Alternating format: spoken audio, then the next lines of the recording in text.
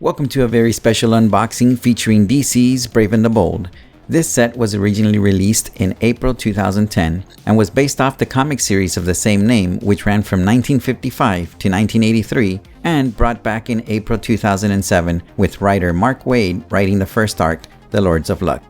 This arc earns a must-read approval from casual Clixin as it features various team-ups throughout the arc that are chock full of ideas for comic-accurate theme teams. The comic itself is a great read thanks to Mark Waid's writing, as it features primarily Batman, Green Lantern, and Supergirl, with guest stars Blue Beetle, Lobo, and the Legion of Superheroes making appearances throughout. I found this brick at a local comic store for $50 and contemplated doing an unboxing video, so I put up a poll on Instagram and Twitter and got mostly support for doing an unboxing. The Brave and the Bold Heroclix set featured 14 dual figures, 10 of which are super rare. Of those 10, I still managed to pull 3 super rare dual figures that I didn't have before to add my collection, and a chase figure in Kal-El.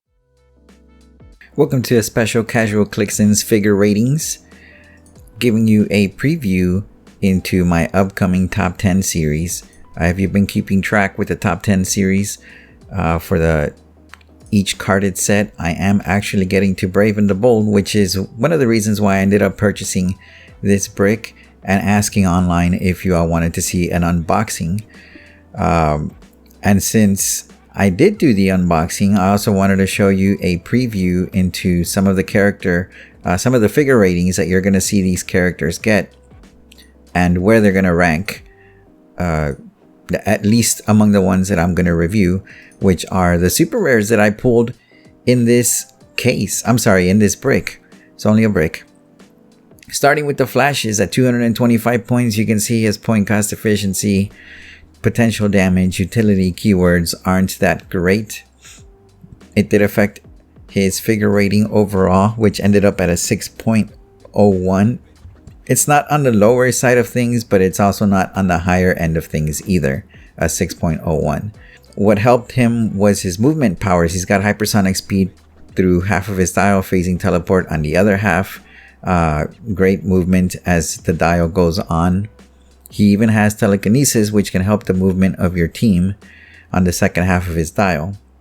And the survivability, his dial's kind of backwards. He does have super senses through half of it, and it goes into defend, but then it starts to raise to 18, 19, and eventually even 20 defense, which gives him some survivability if you can actually manage to land him on those clicks.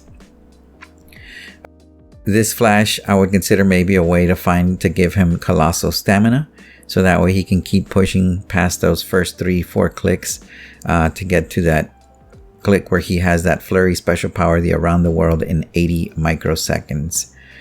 That's what I would do with this character. If I ever decide to play him, I'll find a way to give him colossal stamina. The next one is the Flash and Green Lantern number 48, also a super rare. As you can see, his figure rating is 6.86. It's much higher than the Flash's.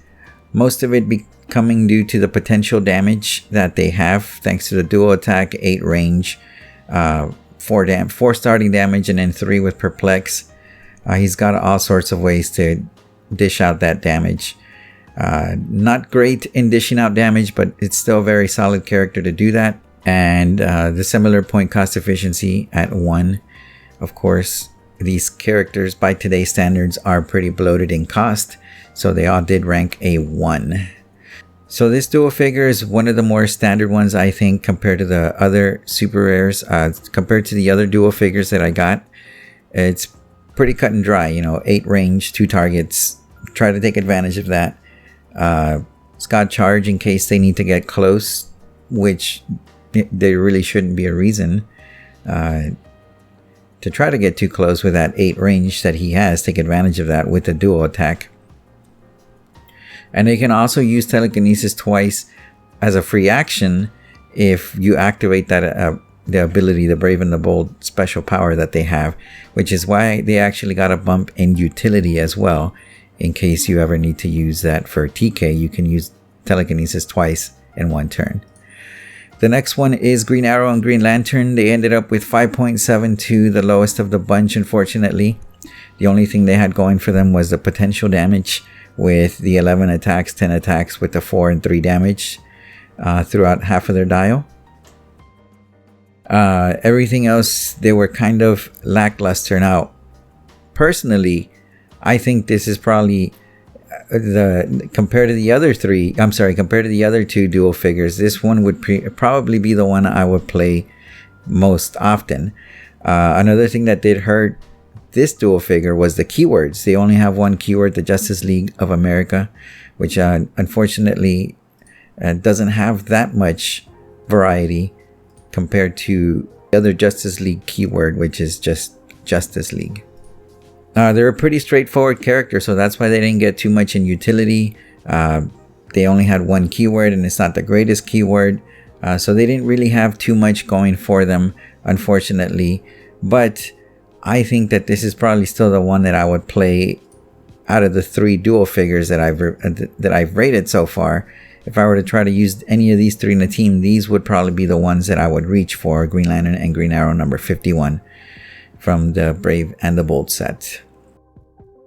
And the last but not least, so glad I pulled the chase out of this brick, happened to be Kal-El number 58 with the Black Lantern Corps keyword. And as you can see, he's still ranked, his rating actually was somewhere in the middle of the road, 6.58.